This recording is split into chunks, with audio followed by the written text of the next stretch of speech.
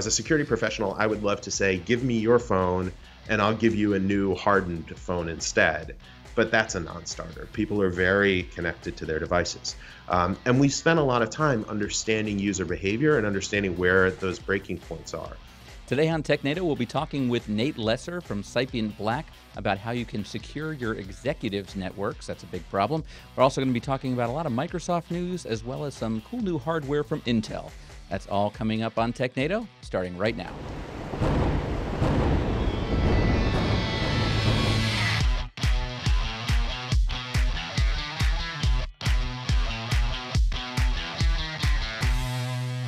Hello and welcome to Technado. I'm your host, Peter Van Rysdam, and I'm happy to be joined by Don Pizzette, who is back in the office. Don, how you doing? I am doing swell. And there's a really tall guy in between us. This is Wes Bryan. Wes, how you doing? Hey, I'm doing good. Thanks for having me in here, guys. We're excited to have you. Absolutely. And we've got a big show today. We've got Nate Lesser in a little bit. He's with Cypient Black. We're going to talk about helping executives stop from getting attacked and phished and hacked and all those things on their home networks. So that's going to be interesting. But before that, we've got a lot of news to get to. And there's a big article, a big story that just happened today for when we're filming it. And probably by the time you're watching, maybe there's a little bit more information on it. But Julian Assange, the Wikileaks co-founder, was arrested in London doing his best Santa Claus impersonation there. So, yeah, that perp walk was something to see, huh?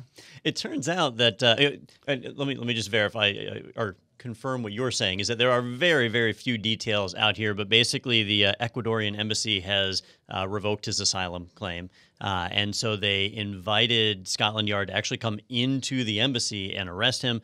And that's really all that we know at this point. He has gone before a magistrate, and they have found him guilty of two things. One, failing to appear in court, which he can get a sentence of up to a year for, and two, having a man bun. So yes, fashion fail. From the courtroom artistry, we can see. Like, we wish you hadn't appeared in court today. You know, that makes it worse. Yeah. So here's my question. This entire time, it's 7 years, right, that he's been there. Mm-hmm. Was there like a car sitting in front of the Ecuadorian embassy this entire time watching? Because I'm thinking 2 weeks ago when I see the writing on the wall, I just make a dash. Yeah, supposedly the building has been under surveillance for a long, long time. Like, and even if it wasn't the police, the press have been camped out in front of it for a while. But I got a kick out of how rumors started that Ecuador was going to kick him out last week. Yeah, and then the ambassador and a few other Ecuadorian officials came out and said that's not true. We're not kicking him out. And then they revoked his asylum, which I guess maybe that's not kicking him out. They revoked his asylum, which allowed the British to come and kick him out. Yeah, you're free to stay if you can run around the dining room table and avoid them. Do you think they got those rumors off of WikiLeaks? Maybe. Yeah. Yep. It's a little redundant. We'll have to see if more details come out. It is kind of hard at this point to remember all the way back what he's even being charged for. Remember that he set up the anonymous whistleblower site WikiLeaks so that people could go and post information. So the crime that he's being targeted for is actually assisting in the dissemination of secret information. He's not a hacker. He's not a super cyber criminal or anything like that. He was just creating the outlet to put this out. Some people think he's a hero. Some people think he's a criminal. We don't really know, and hopefully we'll find more details later. We'll find out, and hopefully he and Roger Stone can bunk together because they're good old buddies as well. So, all right, we'll keep an eye on this one. But we do have news that we know things about now, so we're going to cover those things as well. First one up over at WindowsCentral.com. Windows 10 will no longer auto-install feature updates twice a year. So is this what would always happen whenever I was doing a presentation and it would just start installing, or is that just regular updates? Be off for 40 minutes. Yeah. Yeah. So, Microsoft moved to that 6-month cadence where every 6 months they'd put out a major release. And with the 1809 release that came out supposedly last September, it's been a debacle. It's just been problem after problem after problem. They've suspended it and re-released it and suspended it again. And right now, we don't have an article for this, but it's unofficially suspended again, even though they haven't come out and announced that. And the reason is they're up on their next 6-month cadence. So at this point, if you got machines that haven't received 1809, they're ready to receive, 1903? So that that new one is either out or coming out any day now. So it's been a mess. And what it all boiled down to was that they were doing feature updates, not just bug fixes and security patches, but feature updates as well. And what Microsoft is now doing is kind of pivoting a little bit and saying, all right, we're going to make those feature updates optional, where you can pass on them. You don't have to do them. If you want, you can. You can be on the cutting edge. But for enterprises especially, it can be really a bit of a pain. And so this is their kind of way of backing up on that whole requirement of forcing you to do those updates. So this isn't all updates, though, right? Because, I mean, security updates and things are less optional. Right. You still get those. And they're especially the ones that are considered urgent or Critical. Do you remember? Critical. Critical and hot fixes. Mm-hmm. So those they still push out, and they don't even wait for like Patch Tuesday or anything. They just roll them out as soon as they can have them ready and tested. But these are the big collections of updates that roll forward that help you when you do like a new install. It's a big deal. All right, well, speaking of Microsoft, our next article is over on devblogs.microsoft.com about PowerShell, the next release of PowerShell, PowerShell 7. Let me jump in here and say, where did Microsoft learn to count? Because if you notice, it was we went from Windows 7 to Windows 8.1. And then 10. And then 10. Yeah. PowerShell 6.2. I think Apple taught them when they jumped from the iPhone 8 to the iPhone 10. Well, we got to talk about their numerical counting. Well, so in this case, they made the decision to jump from 6.2 to 7 because they wanted to show this was a major change from 6.2. And it's actually kind of interesting. In the article, they pointed out back in October, back at Ignite, they made the big announcement that, hey, we now support PowerShell on Linux. So if you're on a Linux machine, you can install the PowerShell and execute PowerShell commandlets and even manage Linux servers. And that's all a direct result of Azure being over 50% Linux servers now. Like the majority of servers on Azure are Linux-based. Well, they've been monitoring PowerShell utilization numbers, and they've actually found that more people are using PowerShell on Linux than ever before. It's wildly popular. So they decided, starting with PowerShell 7, or this new version, to actually change it, and instead of basing it off of the .NET framework, the older .NET 4 or .NET 3.5, to base this one off of .NET Core. And .NET Core is the one that runs on Linux and Windows, and I believe Mac OS as well. According to this chart, yeah, if we can take a look at the chart there. If I bother to scroll down. Yeah, you can see kind of visually what you were just saying. The orange represents the Linux market share there for PowerShell, and wow, it's it's pretty steady for Windows, going back to about January 2018. But yeah, the Linux side is really taken off. And you say that's from AWS users? Not AWS, but Azure. Azure users. Microsoft's I'm sorry. cloud platform. Yep. Okay. And so, this is a big change, mostly because it's being based off of .NET Core. And PowerShell and .NET Core are on the same release cadence, so it was easy for them to realign, and now they come out at the same time. They do mention in the article, though, that they are not on the same release cadence as Windows. And so PowerShell 7 is not going to be the default PowerShell in Windows for probably quite some time, probably for at least a year before they realign them. So that means that you're going to see some people out there with PowerShell 5 or 6. So that's the reason why we have this big jump all the way up to 7. This is one of the few times where it actually makes sense. They want to call attention to that change. So it'll be a side-by-side feature where they'll have like the default 5 or whatever it happens to be at the time, and then this will be something that you can download and install and potentially run it side-by-side. They mentioned you can actually run both side-by-side. That's interesting. I'm not sure if you'd really need to, but maybe not every commandlet's been moved over to .NET Core. We'll have to see. Sure. Yeah, I'm looking forward to PowerShell 8, then PowerShell 10. That's right. That's because that's how we count. This point. That's how numbers Exactly. work. Do you guys know the story why they had to skip Windows 9? Internal versioning numbers, I think it was, because the 9X, framework for all of the 90s series. There were a lot of developers that when they ran software, it would just check to see if your operating system name was Windows 9X versus anything else, which would be Windows NT based. And so if they had gone to Windows 9, it would trigger some of this old software and cause problems. So they skipped it. See, I thought it was because the German market, it really wouldn't go over that well. 9, you don't want it? Yeah, Windows, no. Yeah, Windows, no. All right. Next up, staying in the Microsoft world, but over on tomshardware.com, Microsoft asks Windows insiders to test Chromium-based Edge. So this is something we've talked about a lot on this show before in terms of Chromium and how there's different standards out there. But is this something we'll be seeing to the mass market soon? Yeah, it was just a month or two ago that we had the article where Microsoft announced they were going to be rebasing Microsoft Edge on the Chrome rendering engine, which I've forgotten the name. I guess it's not called Chromium. What is the rendering engine called? I'm not sure. I can look it up. Though. Something. So anyhow, they're basing it on it. A lot of people were critical of that, but basically Edge isn't gaining a lot of market share, and people like Chrome, and so they're starting to kind of mirror that. And it was just an announcement back then. Now it's actually being released to the public. So if you want to try and run Microsoft Edge with the Chrome base, all you have to do is join the Insider program, right? If you get on the I don't think it's on the – actually, I do think it's still on the fast ring. But if you get in the Insider program, it can come down as part of your Insider preview, and you'll be able to see that. So it's not for regular users just yet. It's simply released in that Insider program. And, I didn't grab an article for this. I think Ars Technica had a great one on it, though. But right now, for the next week, we're in that really weird window of time where if you're in the Insider program and you want to get out – this is that 1 week where you can get out, and then it'll be another 6 months before you have a chance to get out, unless you want to format and reinstall your operating system. So just on a side note, if you want to get out of the Insider program, now's the time to do it. Or if you want to get in, now's a great time to do it as well, because you'll get the big patch update that's supposed to be released here soon. You get a chance to see it. Boy, they're really adopting a lot of open source strategies, between bringing Linux in, and we know that Linux is open source, Chromium's, open source based, and Blink was the rendering engine I think you were thinking of. Okay. Blink, yeah. So it's interesting. I wonder how much more open source to something that's largely been, proprietary. Yeah, well, in my opinion, some of it's good and some of it's bad. Okay. Right?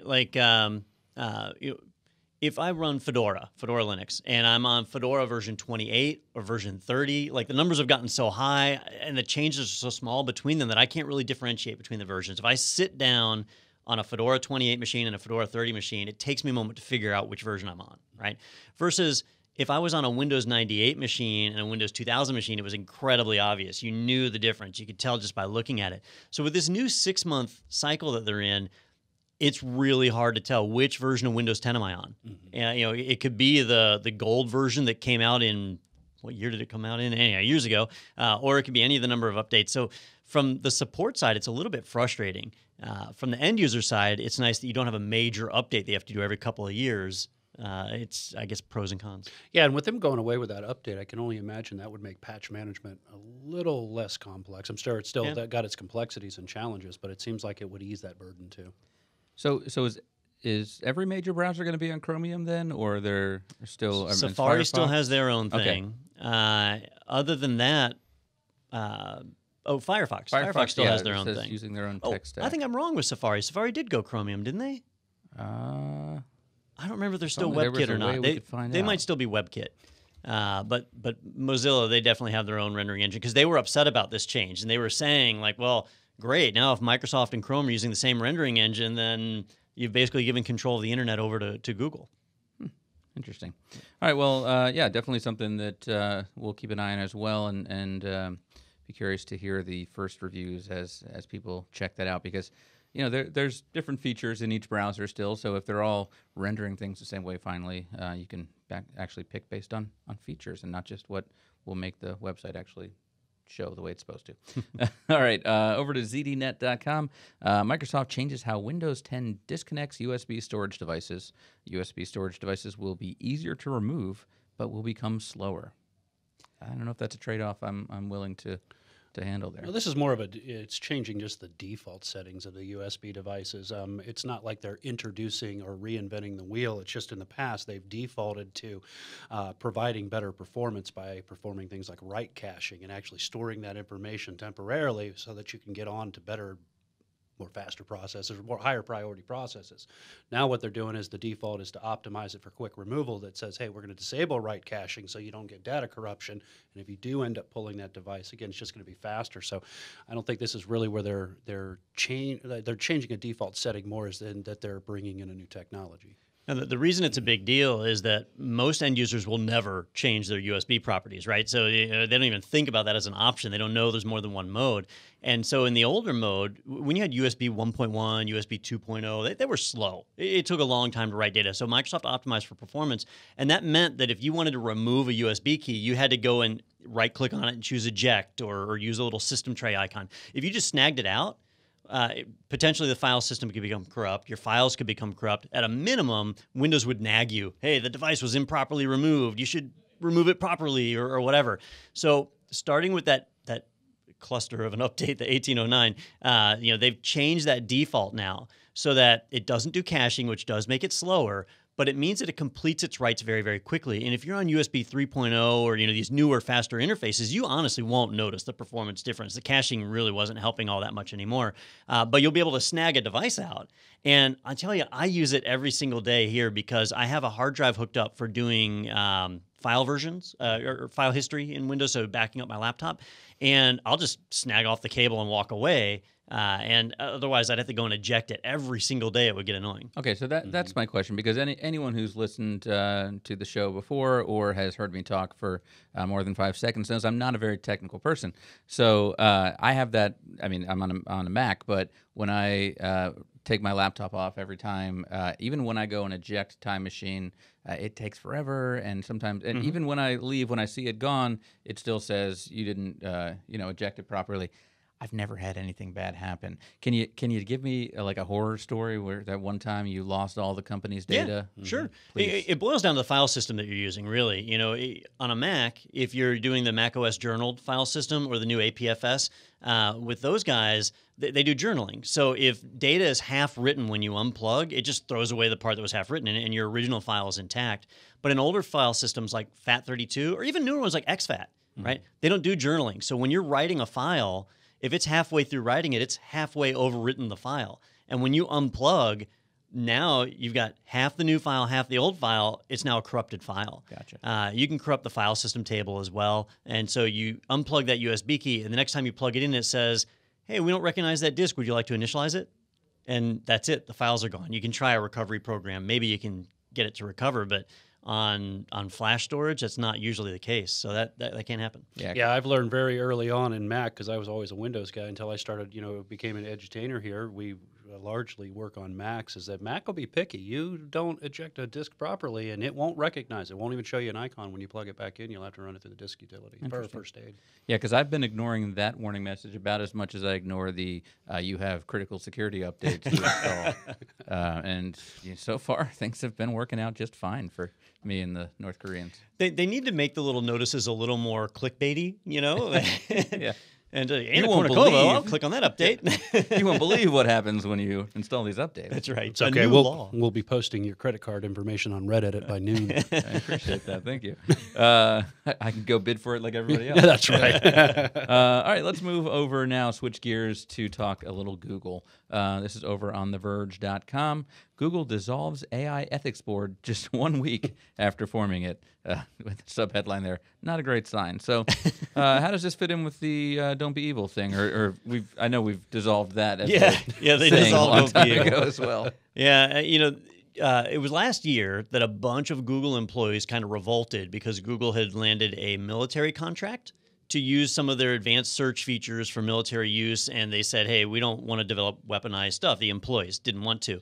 And so Google backed off of that contract and said, all right, well, we'll try and act a little more responsibly. And as they've continued to develop AI into a lot of their different products, their augmented reality stuff, as well as their search engines and so on, they decided it would be a good idea to put together a board of people to help just measure the ethics of what they were doing and make sure that it was okay and help reassure the employees that they were moving in the right direction.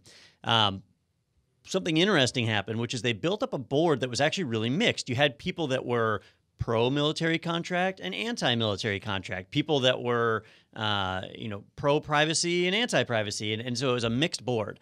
And again, the employees went nuts. They don't want a mixed board. They want it to be all people that are pro-privacy and anti-military. And Google found that it wasn't just a matter of like replacing one person on the board. It was basically lopsiding the entire board. And if you do that, then there's no point in having the board at all. And so they just decided, let's wipe it out. And so now it's gone and totally ineffective. So we're sure it wasn't a robot that dissolved the board, because that would be the first thing that I think AI would do. Well, I think now what they'll do is just when they have an ethics question, they'll just Google it. And be like, is it ethical to do business with the Chinese military? Yeah. Wait, what does that come up with? Now I got to find out if I Google that. Well, that's redundant. All right, let's find out. I don't know that we want to show this one live. Right. Do you have safe search on? I always wondered this, like, no, we're allowed to do business with China. That's not like an embargoed country or anything. No, so is it ethical to do business? There's just tariffs with the Chinese military. What does Google tell me? Because this could, we don't even need a board. and they don't really give me an answer. You don't get a yes or no just from Google? You have to actually form your own opinions based on the results that they I give do you? actually find a lot of articles about Google helping the Chinese military, though, so there's that. So apparently they don't fall into the Wassenaar arrangement. It's a Wassenaar, I think it's just certain countries that you can't send encryption algorithms. Like Iran. And, exactly. So apparently they don't fall into that. Let me check what Bing says. Bing says, yeah, do it. Yeah, It says because it's not says Google. go for Would it. you like Yeah. assistance Says with that? go for it, yeah. All right. All right. Well, It said see Google. See Google. Yeah, ask Jeeves. He might know.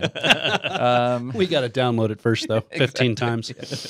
All right, let's go over to TechCrunch now. Google's hybrid cloud platform is coming to AWS and Azure. That's the competition, right? yeah, it's really funny, or funny to me at least.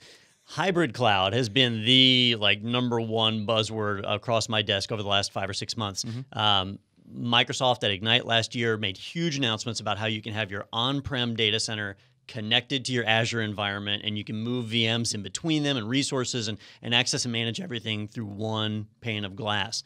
Amazon came out with Amazon, I forgot the name of it, Bastion, something like that. I forgot the name, where basically you connect your on-premises environment to AWS. And again, you can spin up instances and S3 buckets that reside right on-premise or move them up into the cloud and back and forth. So you've connected your on-prem with the cloud. Well, Google is the least popular of the three. They've got the smallest market share. And so they rolled out their hybrid solution, allowing you to connect on-prem with Google Compute or Google Cloud. But they went a step further and said, you know what? We're not just going to support on-prem. We're also going to support our competition. And so if you're deploying on Azure, you can connect that to Google Cloud. Or if you're deploying to AWS, you can connect it to Google Cloud. And you can use Google Cloud's management tools to manage both environments. You have one pane of glass, one place. So many people are saying, what happens if a cloud provider shuts me down? I lose everything. So I want to deploy on more than one cloud provider, but it's kind of a pain. Well, Google's removing that pain point. And this might actually turn out to be what helps propel them to be more popular. You might be fully embedded with AWS or fully embedded with Azure. And now you could bring up Google Cloud as a backup and say, all right, here's going to be my secondary. Let me start cloning resources over there. And because you just have one place to manage it, it removes that pain. Now, the one place to manage it is Google Cloud. So you are still learning a new tool set, but you are getting the flexibility of those multiple environments. I think it's a great idea. I'm not the biggest fan of Google Cloud, but it's this kind of stuff that would make you want to move over there. So it's exciting to hear. Yeah, sounds like a smart move, and I wonder if it's something that Azure and AWS will mimic themselves. Because you're right. I mean, when I think of hybrid cloud, I don't think of the on-prem and cloud. I think of multiple cloud environments, and yeah, that's a pain in the butt now. So AWS Outposts, that's what it's called. I just Googled it real quick. All right. That and the Chinese military. All right, over on VentureBeat.com, our next article, you can now use your Android phone as a two-factor authentication security key for Google accounts. Yeah, FIDO support. Yeah, that's pretty cool. So, so this is where it's actually just linking up directly to your account and giving like a PIN number or something on your phone, or so or using the authentication on your phone. Technically, the Google Authenticator is a two-step authentication. Because you log in with your username and password, and then it asks for a code. And that code might be sent to you via email, it might be texted to you, or it might be in your Google Authenticator, and then you enter that in. It's like a second step. With the phone, what they're doing is true two-factor.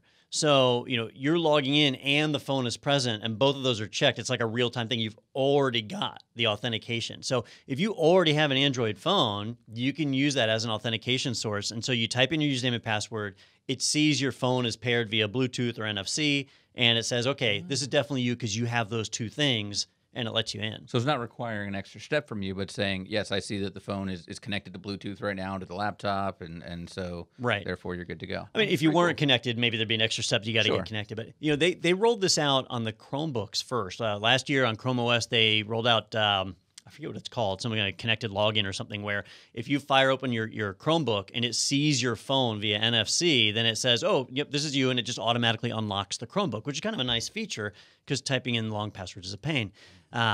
but they didn't have support for other things like YubiKey and all that, which was kind of what led to this.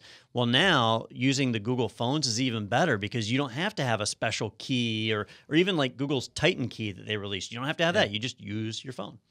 Unless you have an iPhone, in which case... Well, it's funny because the last article I was like, oh, that's cool. I hope AWS does that. And this one I'm like, oh, that's cool. I hope Apple does that because I've got my iPhone in my pocket and my MacBook here, and that would be nice. Very good. Well, Apple's in full-on copy mode lately, so yeah, why not? Maybe they'll do it. Who knows?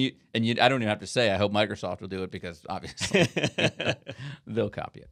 All right. Back to ZDNet now. Apache web server bug grants root access on shared hosting environments.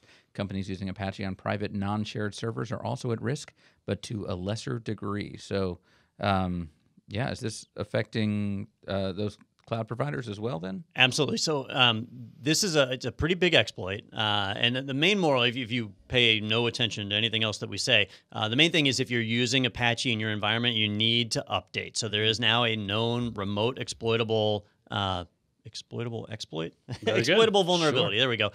Where an attacker can gain root access to the underlying operating system via Apache. If you're using things like jails with Apache, that'll help protect from this. But if you're not, then in theory you can gain access to the underlying system. For a regular enterprise or a business that's running Apache on a dedicated web server, it's just your one system. So it still gets compromised. That's bad, but it's not really any different than any other exploit. But in a hosted solution, this means that one customer could potentially access other customers' data, or an attacker could access anybody's data that was running on that hosted system. And when I say a hosted system, I'm not normally we are talking about things like AWS instances, but in this case, you've got to think about other services that provide Apache. For example, WP Engine or Pagely, those are some big WordPress hosting systems. GoDaddy has a number of like Drupal and Joomla sites that you can spin up at the drop of a hat. They're running Apache, and they're serving up not just your Joomla site, but many other customers right on the same system. And so if you were to exploit this and gain root access to the underlying system, you would now have access to these other companies' pages too. That's a big deal, and that's something that you need to make sure gets patched. So they're exiting that isolated multi-tenant environment, and actually the VM escaping. They can get outside of that environment and use it to pivot to go elsewhere? Well, it's not VM escape. Mm-hmm. So if it's in a VM and you have a dedicated VM, then it would just be your system, right? Or if it's jailed, it would just be your system. But if those things aren't in place, then they'd be able to hit that one underlying OS and access everybody else's HTML files or whatever the Apache repository is. So it's a little bit different. It's not as sophisticated as like VM escape. And just to clarify, I mentioned people like WP Engine. I really like WP Engine, and they've already patched for this. They're already taken care of. Most of the big hosting shops have already dealt with it. So we just need to worry about it on our own systems and make sure that they're patched. Yeah, so this isn't like a 0-day. The patch exists now. People can go ahead and make that fix. Yeah, it went through responsible disclosure. Sounds good. Well, make sure you are doing that if you have an Apache system.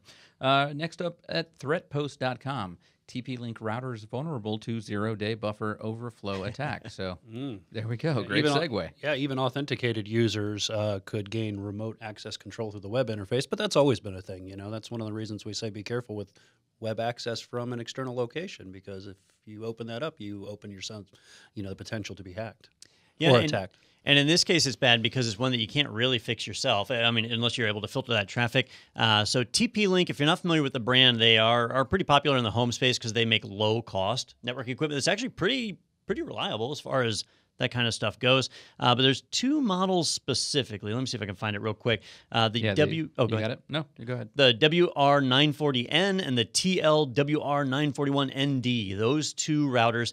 If you have one of those in your home environment, make sure you do a firmware update. They've already pushed a fix out for it, so you can patch it and take care of it. But as we know, 99.99% of home users never update the firmware on their equipment. So if you have family members or friends, be sure to ask them what kind of router they have just to try and help out. Yeah, I don't think mine has firmware.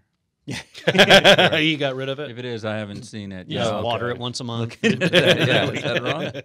Yeah, the internet's been going down too. All right, over on Tom's Hardware, the Intel Optane DIMM? DIMM. That is DIMM. dual inline Pricing. memory modules. Dual DIMM, inline yes. memory modules. Pricing $695 for 128 gigs and $25.95 for 256.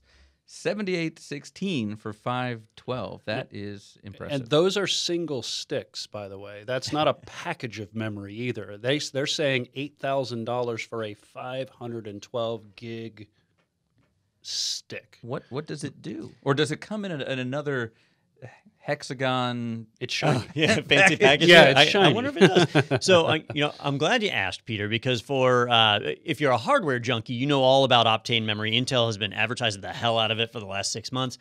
But if you're not a hardware junkie, if you're just buying off-the-shelf computers or whatever, then this may have gone under the radar. But Optane is a new storage technology that Intel has been working with. Is it Micron? Or there's another company that's involved. Yeah. I can't remember who it is. Where it is fast. And just to give you an idea, normally when we measure data input-output rates, right, or IOPS, when we're measuring things on a like a spinning disk, they're measured in milliseconds, right? What's your seek time in milliseconds? When you're doing it on SSD, it's getting this backwards. When you're doing it in RAM, it's nanoseconds, right? So milliseconds to nanoseconds, significantly faster. Well, Intel Optane memory is actually memory that can be used as storage that runs as fast as RAM or common RAM, not necessarily some of the faster stuff. So it's storage that can be used as RAM or storage. You kind of got that flexibility there. So it is lightning fast. And the example that Tom's Hardware gives is if you remember how big a speed boost you got when you went from a spinning disk to an SSD, I mean, it was night and day. They're saying when you go from SSD to Optane, it's the same thing. It is night and day. It is that much faster. So this is the future. It's been all over the hardware news, but to my knowledge, I've never seen pricing until now. And the pricing came out, and man, it is significant. Not to be surprised, really, because it is a cutting-edge new technology, but it's pricey. So for 500 gigs of storage, you're talking about $7,800 US. That's a good bit. Yeah, there's some charts down there if you want to bring those up as well, Don, showing that latency and the numbers that they've been getting. Yeah, there's pictures. It does just look like memory, doesn't it? I don't know how many pins that is, but And some of their servers support up to 12 sockets, so you can get about what they don't tell you there is that would be a little bit more than $81,000 to populate all 12 slots in that server. So $81,000 for that RAM. Yep. But it does it grows to 6 terabytes, and with that in mind, the fact that we can lose the power to that that storage location and still retain that data, and it's kind of bridging the gap between the RAM that you were talking about and the NAND flash chips, right? It's kind of in that in-between stage when we look at the performance, right? Not quite as high as RAM, but certainly not as low as traditional SSDs. Yeah, and I've got the chart pulled up that Peter was mentioning, and you can kind of see where the Optane DIMM performs at about half the speed of DRAM in most scenarios. Not every scenario, but about half the speed. But even at half, that's still like 50 times faster than regular storage. It's significantly faster than regular, even SSD storage. So it's a big deal. They're saying, and it hasn't been done yet, but they're saying that by the end of 2019, there are going to be laptops and other devices shipping with Optane memory in them. That'll be a big deal. We just saw the NVMe revolution all happen over the last 2 years. So this is the next big step. So 2 or 3 years from now, this will probably become the standard high-end option for laptops. Yeah, and this is maybe something we'll see in like supercomputers, servers, now, people that are going to spend that kind of money. Yeah, well, JDEC's going to have to get on board too, because while they do follow the JDEC standard, the memory specification company, they're not JDEC compliant. They do have their own special memory controller and more like an SSD controller to control Optane memory. So there'll be a little bit of standardization that has to happen to make that widely deployable, I'm sure. Yeah, I wonder what that's going to look like. Obviously, people like Dell or HP, they would jump in to support it because they can sell their product. But for people that are on white label boxes, I wonder how long it'll take before we see motherboards that support that. Yeah, and it's the data center too. So they're combining that with, Intel came out with the ruler-sized SSDs. I don't know if you've seen these, but they literally look like a ruler. And if you haven't seen the form factor, they can put up to 1 petabyte of storage with these SSDs, and then in combination with now we got up to 6 terabytes of RAM in a 1U server. So you can get up to a petabyte of storage and only take up a single 1U or rack unit in your in your data center. So it's massive density, Yeah. massive density. So in 3 or 4 years, when we're all, just so used to this speed, I'll be able to look back at this moment. It's the first time I heard about Optane from Intel. So I'm trying to find a good picture of that Intel memory. Here we go. Just a quick Google search. Because they renamed it. It's not called the ruler form factor anymore. Now it's like EDSFF or something like that. Yeah, it's something crazy. But if we I call it the ruler. If you take a look at my screen, yeah, and that's what it actually was called originally, this big blade, and it's just packed full of super fast storage, and they even released an array where you could load it up if you had $1 million. That's actually the array. That array is 1 unit, or 1 U if I read. Each of those horizontal lines are one of those slid in there? Yep. Yeah, and that one server will, I believe, scale out to a single petabyte in just that server. If I remember 96 terabytes, 256 terabytes. Wow. Yeah. That's some big things that I won't be dealing with anytime soon. And the connections too. It's not an M2. You might see that at the top right there. It says U2. That's not the band, but yeah, U2 is essentially kind of like Edge? it's kind of like the M2, but M2 is residential, where U2 is it's got all the same features, but a lot of the more enterprise level features too that we typically don't find unless you're talking about things like SAS drives and stuff. Yep, and a quick thank you to AnandTech, which is where that image came from. Just fair. I'm still trying to get U2 out of my iPhone. It's taken you 10 years. When Apple pushed that record out. I can't believe Tim Apple did that. I know. We all need to have the weird finger Elliot type touch at the end. If you play that slow, Don actually says Tim Cook from Apple. It just really condensed quick. All right, over at the best designed website we'll go to today, guru3d.com, which is just in 2D. Maybe I don't have the glasses on.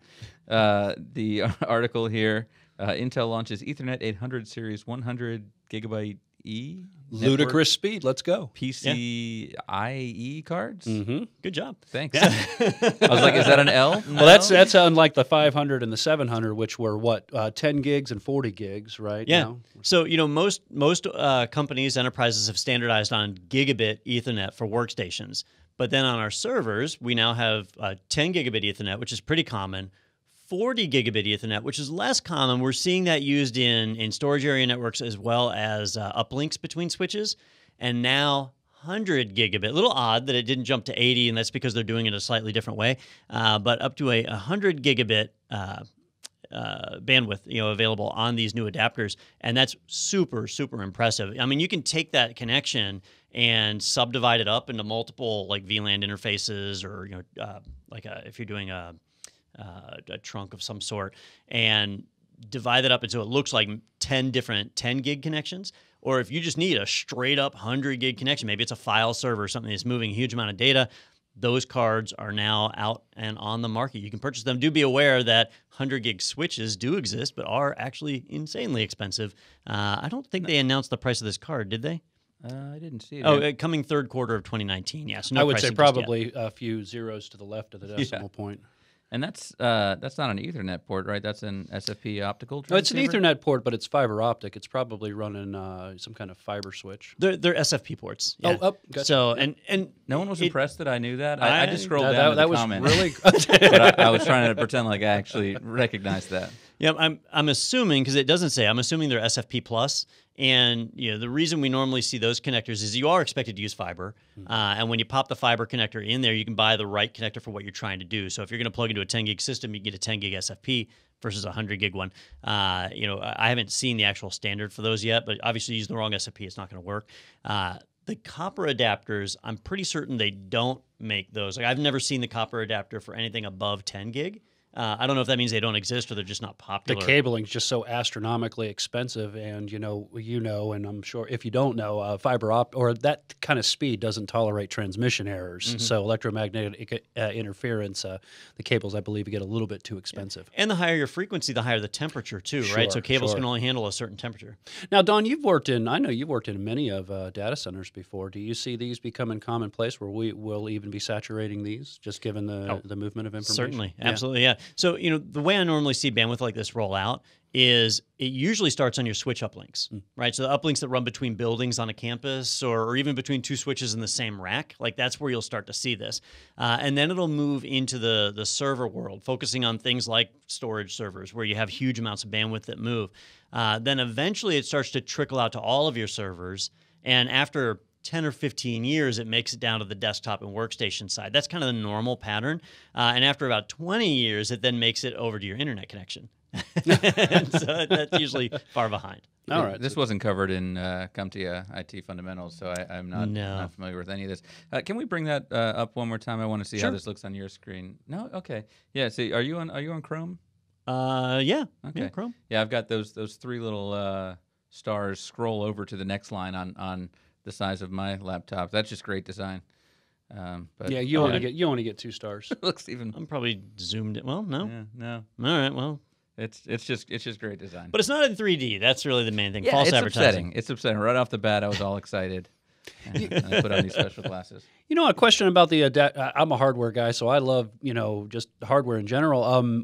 Where do you see these? Do you see these interfering at all with, not interfering, I guess, but competing with Fiber Channel at all? Because Fiber Channel is extremely fast already, but it's a long distances compared to, and the scalability is a lot better than Ethernet, I assume.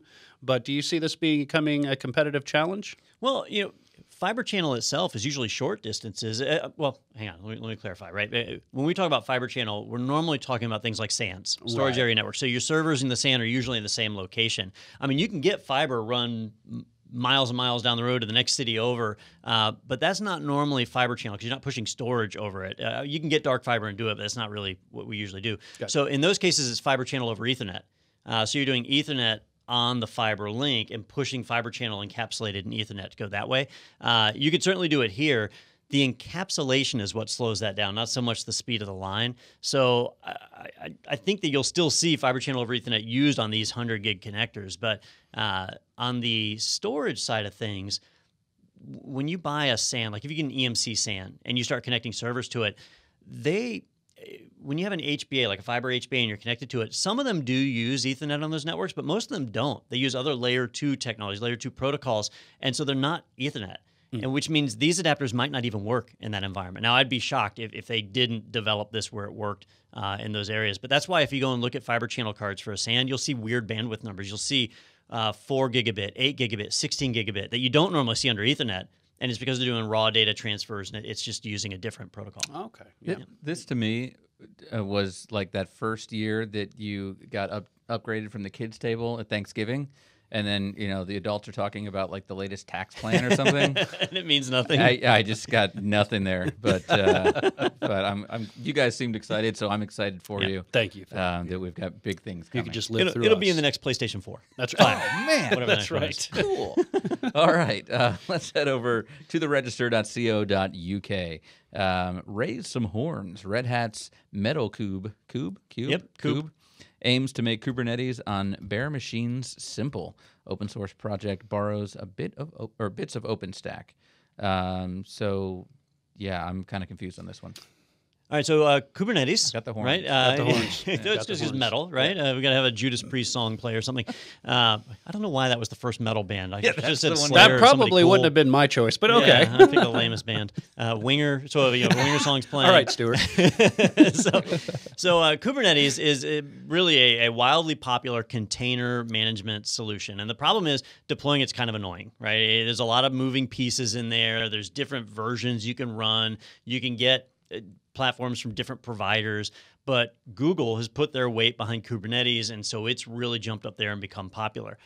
Well, if you take a solution like VMware, with VMware, I can get ESX or ESXi, install it on some hardware, and throw some VMs on it. Like ESXi is all I need on that hardware. The install takes all of 5 minutes, and now I can throw VMs on there. So it's simple to deploy.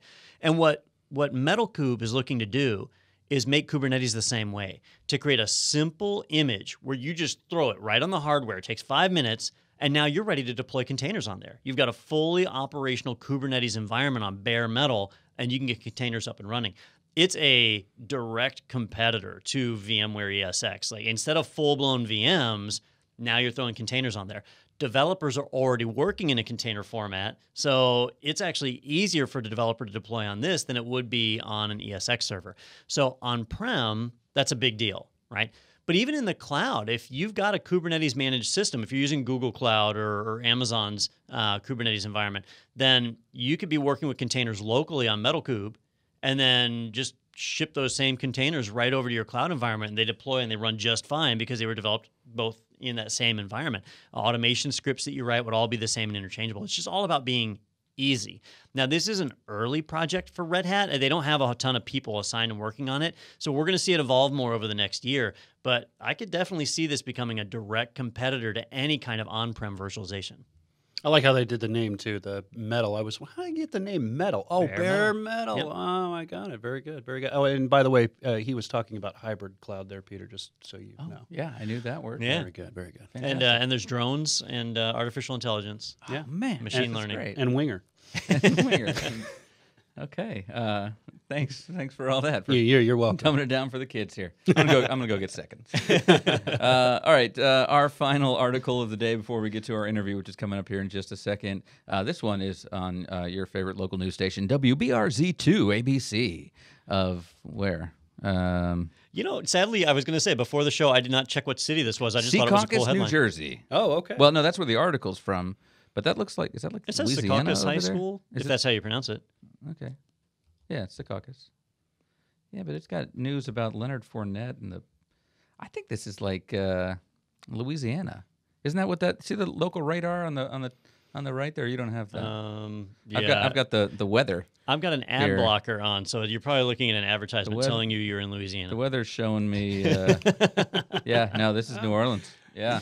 Okay. Anyway, well, I know W's are anything east of the Mississippi, and the K's are west of the Mississippi. What are W's and K's? This is WBRZ.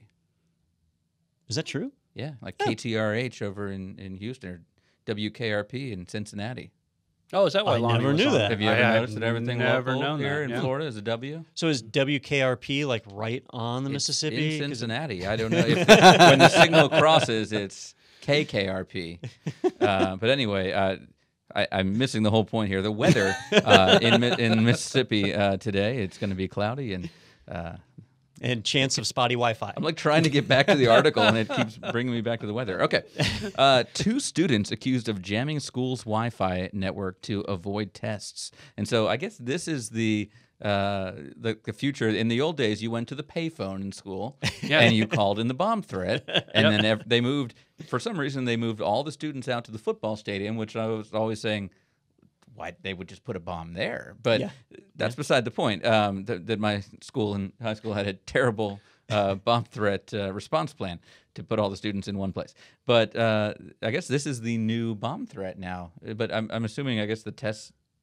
Do tests take place over Wi-Fi now? They must have been computer-based tests. Yeah. You know, this might be an all iPad school or a bring your laptop school. And so if it's a computer-based test and Chromebooks. you shut Wi-Fi down, that's a great way to dodge a test right there. I got to tell you, they might have failed that test, but they should pass an engineering test just for the creativity. Give them These are like the kids that they say, all right, you're in trouble, you're suspended for 2 weeks. When you come back, we'd like you to work on the network team here.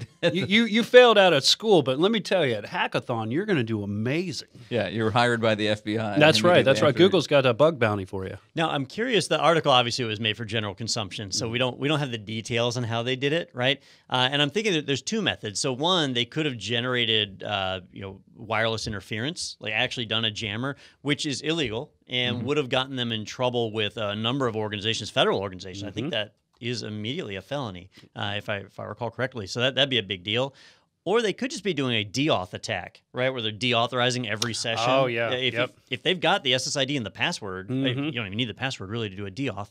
And so they could have just been doing that. And those are pretty easy to pull off. So that's what I suspect happened here, which means they did at least 10 minutes of Googling to make this happen. And that's effort. It says they are charged with computer criminal activity and conspiracy. So it's not your network. So whatever they did here was in fact criminal. But even more important news, I have confirmed that WBRZ is in Baton Rouge. And I should have known that from the BR. And the Z. Well, Baton Rouge. Like Zatarains, right? I'm the wrong person to ask. You know, when there's letters that shouldn't be pronounced, I pronounce them. So why are they showing a picture of Secaucus High School that could be the name of the school still. Maybe it's, but no, this says, okay, so this was in The Secaucus, same two New students Jersey. actually hacked the But website for some reason, as well. Don said, you know the story about New Jersey? I want to see what the local Baton Rouge station has to say about Well, it. you're the one who found this link. I aren't did you? not find this link. Oh, maybe this one magically appeared. You know what? I'm blaming Adam Gordon. Ever since we had Adam Gordon on this show, our Slack channel where we talk about what stories to talk about has been just Adam's soliloquy of all of his things, and we're just kind of wading through it to find the articles we want to cover. But thank you, Adam, for this article. I'm assuming. All right. Well, it is nice to see a security article, though, that is not like somebody was trying to steal your identity and share your information with the Russians. It was just a couple of kids trying to get out of an exam. You know, those old youngsters. Kids Kudos. being kids. That's right. You know, and speaking of people trying to get into your network and mess your stuff up, that's a big problem apparently for executives at companies, because when you think about it, they're not the most technically savvy people necessarily. You could be a CFO, a CEO, and you maybe don't have that technical background, and that is where Cypient Black comes in, and we're going to be talking with Nathan Lesser about that in just a moment and what they're doing for executives to help keep their network secure at home. So that's coming up right after this, right here on Technado.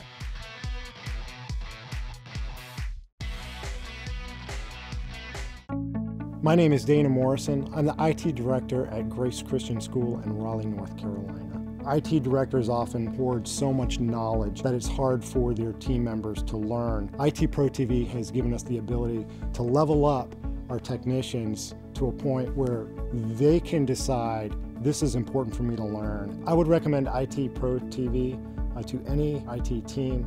It's just a great tool for any IT professional.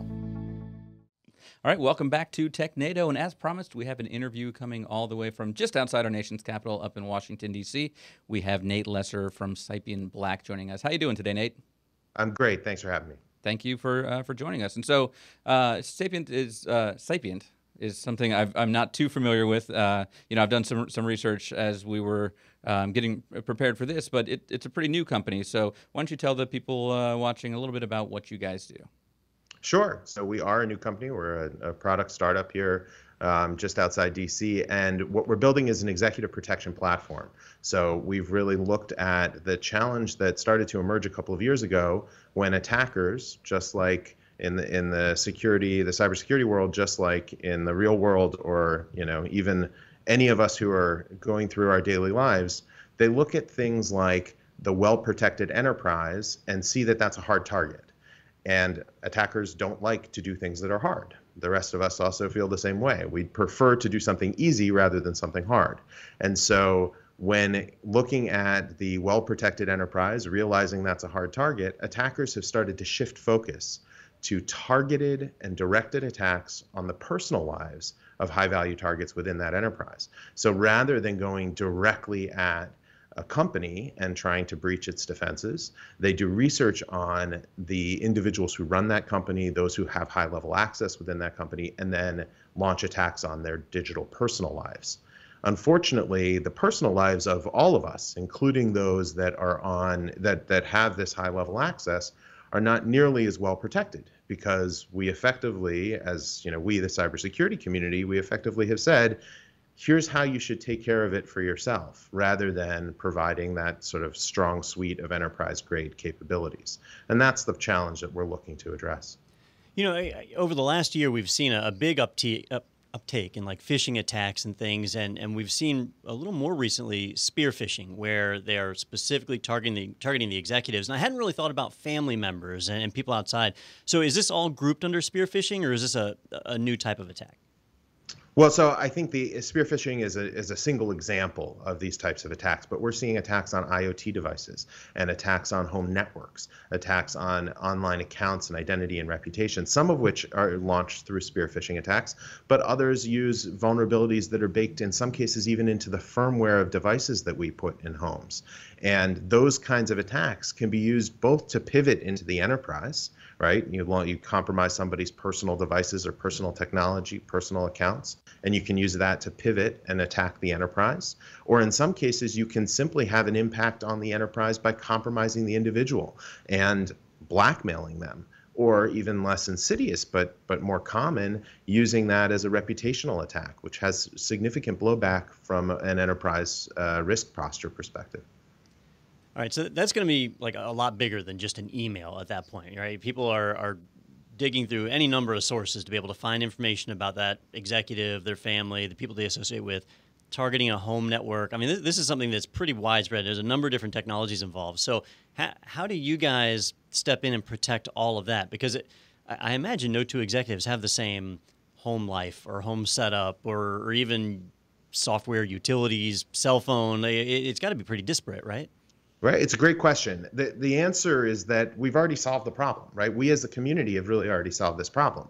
We've solved it in the enterprise. So if you think about each individual family unit as a different company, then what you need to do to protect that family unit is deploy the same capabilities that we have for the company across every individual family unit. So that includes the family members of a high-value target. It includes their devices, their online accounts, their identity and reputation, and their home networks. And that's exactly what you're talking about. Yes, it's disparate pieces of technology that we're protecting, but just like the way we implement security capabilities in the enterprise, we kind of solved the problem already. We have a lot of great technology that the community's built in order to provide those capabilities and address those challenges. What we're seeing is that attackers are launching just as sophisticated attacks on the individual personal lives of high-value targets, and so we need just as strong capabilities to address those challenges.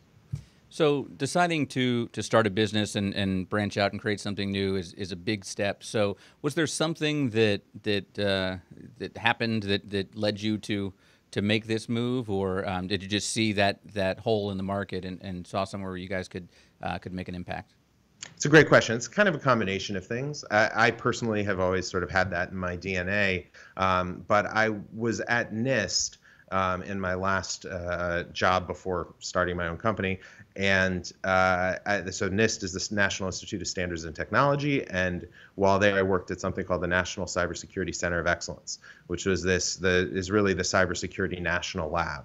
And that gave me an opportunity to see the breadth and depth of both the cybersecurity capabilities that we've built as a community and the challenges that are facing the constituents that we're trying to serve. And when you think about it from a community perspective, we've really built great, strong capabilities, both technical and in terms of frameworks, things like the NIST Cybersecurity Framework for Critical Infrastructure, risk management, policies and procedures, and we've put together an incredible corpus of security capabilities. Unfortunately, those really are designed for the enterprise. And then when we turn around and get questions from people, individuals who say, I'm worried about security in my home. I'm worried about my own personal security. I'm worried about spear phishing attacks. I think that's a great question. I'm worried about that. I'm worried about protecting my children. I'm worried about them online. What should I do? Our answer is, well, here's a top 10 list of things that you should worry about. And unfortunately, that's the same thing as saying, cybersecurity is really hard, so you should all be good at it, right? That's a kind of inane approach. Any other field, any other job where somebody says, my job's really hard, I have to work hard at my job, and I have to have a really specialized skill set, they don't then turn around and expect me to be good at their job. They'll do it for me. And that's that was sort of the kernel, the fundamental realization that we came to before founding Cypient Black. So let's throw Peter under the bus here. I'm going to use him as an example. Oh, fantastic. We have a bit of a running joke here because we know that at home Peter has a webcam that has a known exploit. It's a great webcam, but only for research purposes, right? That's right. That's right. So for someone like him, obviously he's a target of little or no value. But assuming that he actually was at your home, you've got a Mac, or at least your work laptop that you take home. You've got cable broadband, I think is what you use. Are you socially engineering me right now? Yeah, I know. We're going to figure it all out. I do, and my password is. Well, your daughter has computers. Mm-hmm. Visitors come over. They bring computers over. It's probably an Apple TV, maybe a Roku, a printer. A lot of different devices. That webcam on the network. Mm-hmm. So when if we engaged with Cypient and said, all right, here's this target of value inside of our organization. if you're not giving them a top 10 list, then what exactly are you doing? What is it that you do to help him resolve that? And I think you're a good example, Peter, because you're not a cybersecurity professional. No, I'm not. So. Right. So that's a great question. It's a great example. We take that top 10 list and we built a technology stack. So we've built the product around the list of most important capabilities that we think need to exist in order to protect what we refer to as our protectees, the individuals. And again, we think of that as a unit, right? So it's typically an executive, their family members, and all of their devices, home networks, online accounts, and identity and reputation. Now, we already have individual technologies to help us protect each of those piece parts. What we've done is bring that together into a single platform that's delivered in a concierge fashion. So we actually have boots on the ground in Peter's home, right? We'll have people there who do the network setup and deploy the hardware and configure the software and bring it all back into our connected platform so that he is getting the complete set of capabilities that you would see in a typical enterprise of any significant size. And it's managed by a team of professionals. And that's the challenge, right? Unfortunately, and I keep coming back to this idea that, we, the cybersecurity community, because I include myself in that community, and it also gives me an opportunity to point out some of our failings. One of those is that we've built technology in this, when we say enterprise grade, it means it's really strong, but it only works as long as you've got an entire team maintaining it. And if you don't have that team, you can't do anything with it. Right? So we've come into some of our protectees' homes and seen a $15,000 firewall sitting in their basement with one allow rule on it. And that's effectively the same thing as saying, okay, I'm going to take a large paperweight and attach a bunch of fans and suck down a lot of energy and use it as a doorstop. Of course, these are people who have other professional aspirations, who have impressive day jobs, and aren't cybersecurity professionals. The idea that we would expect them to be seems really crazy to me. Now, you mentioned that you guys would manage it, which I always love that when it's a managed service. I don't have to deal with it. And I'm kind of trying to think of some of the advantages of that. For a home user, there's products out there like Cylance, right? That we know Cylance works. It's a great way to whitelist applications and protect your system. But you can't buy 5 licenses of Cylance. You have to buy 500 licenses. They deal with the bigger accounts. So by you guys managing it, are you able to leverage the bigger enterprise grade software for these small installs, or is it all tied to an enterprise's licenses they already have? What does that look like? Oh, that's a good question. So it's tied to, we function as the enterprise. That's exactly right. And Cylance is a good example. They've got a great EDR. There are a bunch of other ones out there. And while you think about the difference between home AV and enterprise grade EDR, it's pretty significant. You can actually, we've seen some really good examples of malware that gets caught by our EDR, and when we send it through VirusTotal, we can see which other products wouldn't have caught it and discover that no home AV will ever catch this because they're tuned to have a really low false positive rate. Which makes sense, right? If you're a home user and all of a sudden you're getting alert after alert after alert, you get frustrated and give up, right? What you need is a team managing it so that you can catch the ones that really matter, but not get frustrated by the false positives. And that's the only way that we think that in today's technology world, you're really going to be able to address the challenges associated with having sophisticated attackers going directly at high-value targets within an enterprise. Now, if our organization is big enough and we have our own SOC, then we may have a SIEM in place that's monitoring all the logging and security information for our internal, Sure. For our corporate assets that are at the headquarters or at our branch offices. Are we able to connect that to you as well to get that so we still have centralized logging, even though that's a fully managed solution? Nope. And it's a great. I know I love this question because it's a really critical component of what we built. We don't connect to the enterprise. Period. Right. That's the full stop. And there's a reason for that. It's the same reason that enterprises, many of which are spending hundreds of millions of dollars a year on cybersecurity today, don't provide this protection to the individual executives, to the individuals within their organization and their family members. You can imagine how that conversation would go. You guys say, hey, Nate, we'd like to hire you to be our new COO. And I say, oh, that's awesome. I can't wait to get started.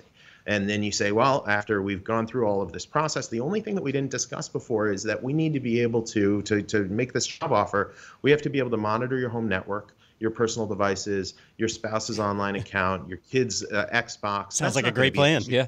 Right, exactly. Right. Immediately, there's this, obvious privacy barrier. And even more so, when we talk to enterprise customers, they look at it and their general counsel say, you're not allowed to have, are you nuts? You're never having home network logs inside this company. That is a total non-starter for us. So CISOs are left to say, that's not my job. I can't do, yes, I get it. My CEO being hacked is really bad for the company, right? Or her kids being hacked, that's really bad for our company. But there's nothing I can do about it because I'm not allowed to make their network another node on our network. I'm not allowed to protect those home devices or bring that log information back into our SOC. And so we have a very bright privacy boundary there. And we're proud of the work that we've done around privacy engineering, and our privacy policy is up on our website for anyone to see. And we think we've done a really good job on that front. So I'm curious. I think I've made a mistake a couple times, and I've just referred to you guys as Cypient, but you're Cypient Black. So can you kind of explain the relationship with Cypient? Is this like Uber Black? I mean, you guys are for the executives. The fancy people don't use the normal. Cypient is a consulting company, and we provide a wide array of advisory and enterprise services there. And Cypient Black is our executive protection platform. Okay, so the parent company kind of goes beyond just the executive side, and this is one specific product within that umbrella. Yeah, they're technically two separate companies, but one is a pure play platform and technology company, and the other is advisory services. Gotcha. Yep, and just for clarification, in no relation to Carbon Black, right? There's this great online tool. I can never remember what the URL is for it, but that effectively says it's the how to make a name for a cybersecurity company. It's like one from column A and two from column. No, unfortunately, Carbon Black's a great company, and there's no relationship to them. Yep. When I said Silence earlier, I was going to say Carbon Black first, and I was like, wait, that's going to be confusing. Let me switch. So, let me go back to the example we were doing a moment ago about that executive, that you're protecting their home. You onboard somebody, and you want them to still have their privacy, but not share that information with the corporation. So, what happens in the opposite scenario? So now that executive is leaving the company. Maybe it's a positive thing, they're retiring, or maybe they got fired for whatever. What does that process look like? So it's the same as health insurance. Effectively, we see this as an executive benefit. If you come in as an employee of a company and the company buys 10 licenses of Cypient Black to cover its senior executives, and then one of them leaves, which happens in the course of any kind of business, you can COBRA. You can pay for it yourself out of pocket in order to keep the service running. Of course, you can terminate the service. There's a point at which we're a little bit entrenched in your life, but certainly you can cancel the service and it get disconnected. And you can also, what we hope will continue to happen is bring us with you to your next employer and convince them to become a Cypient Black customer. So just to make sure I got that right, it is covered by Obamacare? That's right, exactly. It's called the Affordable Care Act. Listed in the ACA, that's right. Yeah, this is coming. Yeah, it's going to the Supreme Court right now. Yeah. Well, that's a neat aspect, though, is that even though they've detached from the company, they could still maintain the service with you guys. And it kind of makes me wonder, let's say an executive is listening to our podcast right now, and they hear about the service, and could they engage with you just with them personally and say, I'm looking for this kind of service to protect me, not involving the company? We do sell to individuals. Normally, our approach is to sell through the enterprise because fundamentally we think that the risk isn't just borne by the individual. right? We have high net worth individuals who we protect. We've got people who are high profile for whatever reason and are worried about the risk themselves. And certainly that's a real component and something that everyone we think needs to be concerned with. And I do want to talk about our kind of vision for the future. But today, with the executive protection platform, we can provide that to individuals or as a multi-license package to the enterprise. Yeah, so why don't you go ahead and tell us about that vision for the future? I'd love to hear that. Well, so Cypient Black is built around the idea that cybersecurity should be simple, right? It is hard. And unfortunately, the reality of putting in place all of these controls that protect you from every type of attack out there is a really challenging thing to do. And yet, coming back to what I was saying before, we expect every individual out there to be good at it. And the crazy thing is that we, beyond that, which I said before, we then turn around and blame the victim. Oh, you got hacked? I don't understand. How is it you weren't patching your systems? Well, of course you had that device in your home that had a known vulnerability. Why were you using that? I can't believe you've got cryptoware. Why didn't you back up your systems? It's kind of a ridiculous refrain, right? And so our belief is that with the executive protection platform, we kind of see this in the Tesla model. That's the equivalent of our Roadster, right? This is our first product. It is high end. It's concierge. It's expensive. In order to get the kind of information out of our platform that allows us to continue improving our automation and continue to improve our delivery, we have to start somewhere, and that's where we chose to start. As we get better at those things, particularly the automation of the delivery and the automation of the analysis on the back end, we're looking to push downstream other products so a company could in fact buy a site-wide license for all employees. Today that would be prohibitively expensive, but in the future we envision this being a core part of what most companies will provide to employees as part of their benefits package. You come here, you get great health insurance, and we'll provide cybersecurity for you in your home. All right, for everybody just tuning in, we are interviewing Nate Lesser with Cypient Black and learning about how we can protect our executives. And I got a couple of questions kind of popped into mind while you're talking about the future direction of this. We have been talking about executives a lot of this time because they are a great target. But for companies that have just big public figures, right? Not necessarily. I'm thinking like congressmen, really, where if you're a first-year congressman, you're not a giant company. I mean, sure, there's some voter dollars behind you, but those are people that would want to be protected as well. And some of those people, especially when you get into the celebrity space, they're people that might be willfully doing things that are not proper IT security practices, right? So does this even occur where you have somebody who's maybe running BitTorrent or downloading files or things like that out of their home, and they're doing it on purpose because they want to reach out and do that, but you would obviously identify that there's the potential for malware to come in, or using a VPN service could be routed through China, all those different things. So if you're actively blocking something like that, does the executive or celebrity or whoever have to reach out and call you guys to find out to open that, or they just get stopped and that's the end of it? What flexibility is there on their access? Well, okay, so there are a couple of different things going on here, right? So I love the question, and I want to answer 3 different questions, so I'll do my best. I rambled on a bit. It was great. It was great. So you talked about political figures. Certainly that's within scope from our perspective. The challenge, as you said, is often sort of who's paying and how does that work.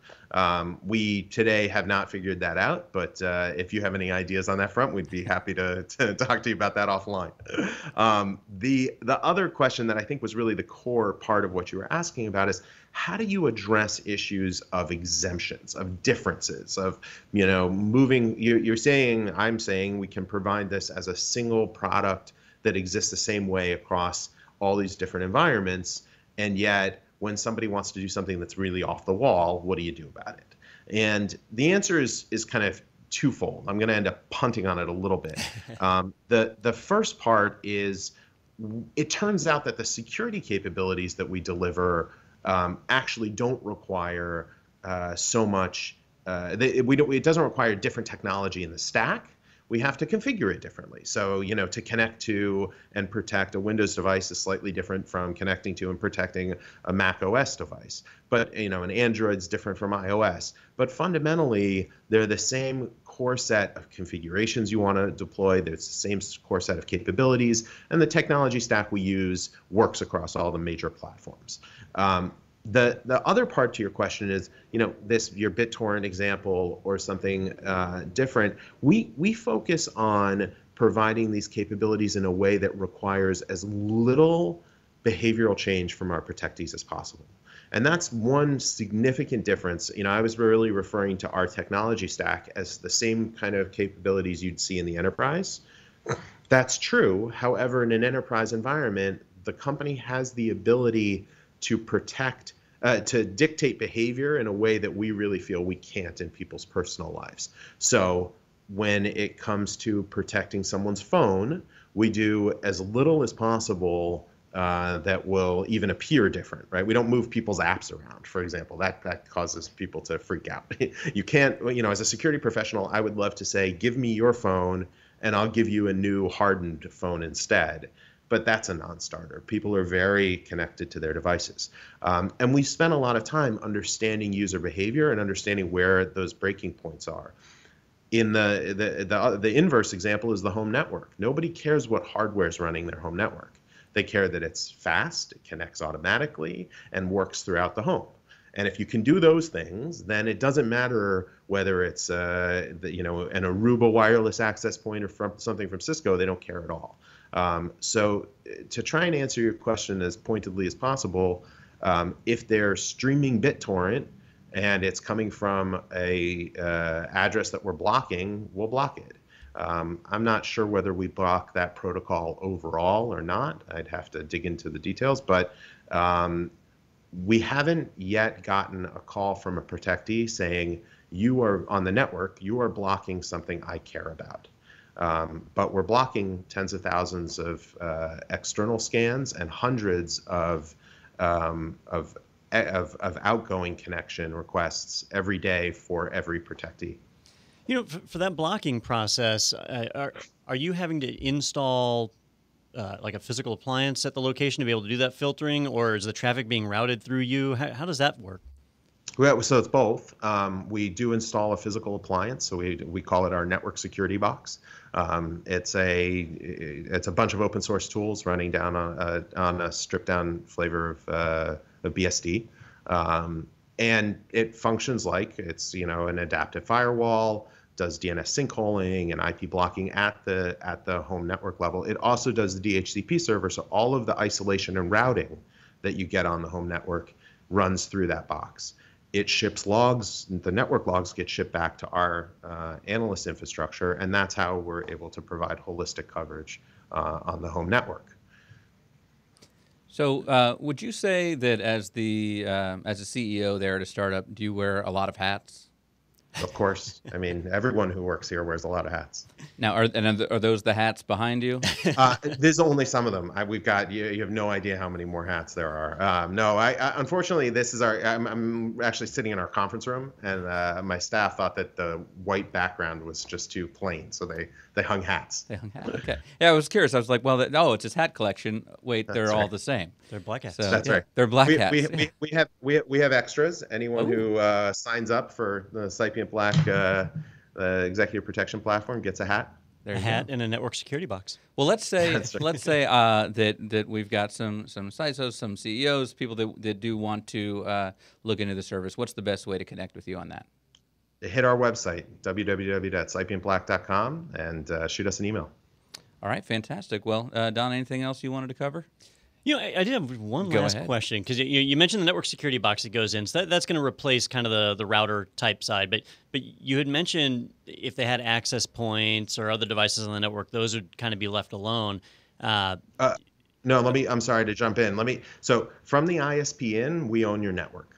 And that includes deployment of all the hardware. So we have our network security box, our own commercial grade wireless access points, our network attached storage device. So all the stuff that you might care about on your network, but we don't try and replace your ISP. And look, one of the hats just fell. That was the ISP hat that just fell off. Ended before that. Well, I'm glad I asked, because I was going to ask about whether you monitor the firmware on these devices and stuff, but obviously if you control the devices, and you'd absolutely do that. So that gives you the total coverage. Excellent. Now, these people that actually come into the home, are they going to be there the whole time? Because I just have the one guest room as well. That's right. Well, it depends on, how it's an annual service. Okay. So they'll move in, and we could do it with just one person maybe, and it depends on how big your house is, really. Sure. Yeah. Okay. Because they've just got to watch that one camera and make sure that nobody's getting in on that, and check the fridge. All right. Well, thanks, Nate, so much for taking the time to join us today, and hopefully we can reach out in a little bit and see how things are progressing for you guys. Thank you. Appreciate your time. And thank you to all of you watching right now on Technado, but stay tuned. We've got more coming up right after this.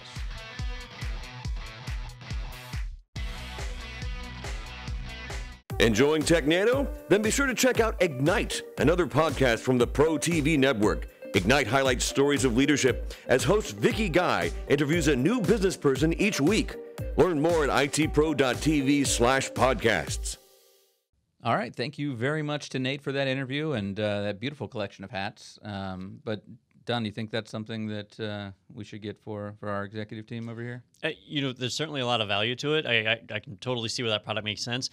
It did sound expensive, though. So yeah, I don't know. Yeah, we didn't get to that part. But what is the cost of a breach? Sure. Right, or your company's reputation. If your CEO is the one who gets compromised, that's pretty embarrassing. So. Yeah. On the one hand, you'd say, oh, well, the CEO gets breached. That's bad for him. But if you're Equifax or something like that, where they say, wow, if the CEO got hacked, what about the company? So if a breach costs you millions of dollars, then how much is a service like what he provides worth? It'd be worth a lot. Well, if I'm on the outside looking in, I would definitely go after our CEO, I think. Yeah. But don't tell him I said that. It's just between us. All right. We want to let you know about a few things before we let you go here on Technado. First of all, we've got some great webinars coming up. We actually just had one today on Microsoft certification test prep.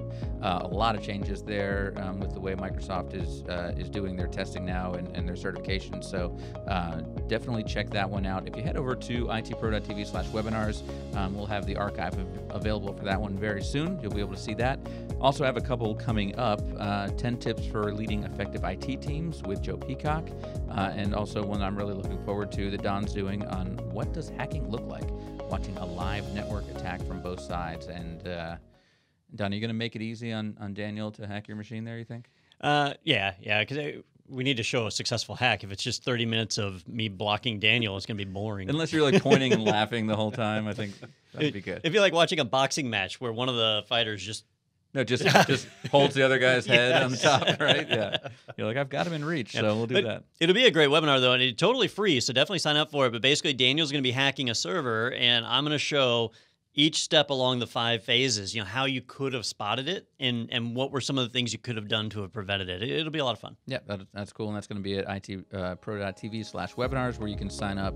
And that one's taking place on May 9th. And the previous one about leading IT teams is April 25th. So mark your calendars, folks. And also want to let you know about an offer from IT Pro TV. So if you're looking to level up your career and train for additional IT certifications or just learn about the new latest and greatest things out there, head on over to go.itpro.tv/Technado. We've got a 30% off coupon code for your personal accounts. And if you have a team and you want to get them all signed up, go ahead and fill out the form on that site and you can talk with one of our reps here about special team pricing and our pro portal and all the things that go with that. That's go.itpro.tv/Technado. All right. Well, thank you guys, both of you, for joining, and thank God Wes was here, because if he hadn't been in that Intel stuff, this wouldn't have been a great show. So thank you. Yeah, it's awesome to be here. Love hardware. All right, and thank you all for joining us, and we'll see you back here next time on Technado.